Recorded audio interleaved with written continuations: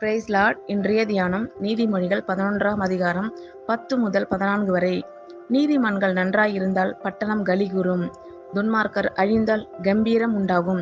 செம்மையானவர்களுடைய ஆசீர்வாதத்தினால் பட்டணம் நிலை பெற்றோங்கும், துன்மார்க்கருடைய வாயினால் அது இடிந்து விழும். மதிகெட்டவன் பிறனை அவமதிக்கிறான், புத்திமானோ தன் வாயை அடக்கிக் கொண்டிருக்கிறான். புறங்கூறி திரிகிறவன் இரகசியத்தை வெளிப்படுத்துகிறான், ஆவியில் உண்மை உள்ளவனோ காரியத்தை அடக்குகிறான். ஆலோசனை இல்லாத இடத்தில் ஜனங்கள் விழுந்து போவார்கள், அநேக ஆலோசனைக்காரர் உண்டானால் சுகம் உண்டாகும்.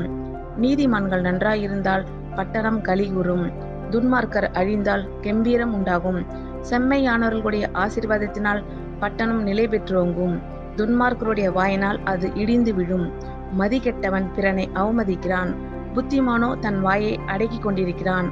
புறங்கூறி திரிகிறவன் இரகசியத்தை வெளிப்படுத்துகிறான், ஆவியில் உண்மை உள்ளவனோ காரியத்தை அடக்குகிறான். ஆலோசனை இல்லாத இடத்தில் ஜனங்கள் விழுந்து போவார்கள், அநேக ஆலோசனைக்காரர் உண்டானால் சுகம் உண்டாகும். ஆமென். God bless you all.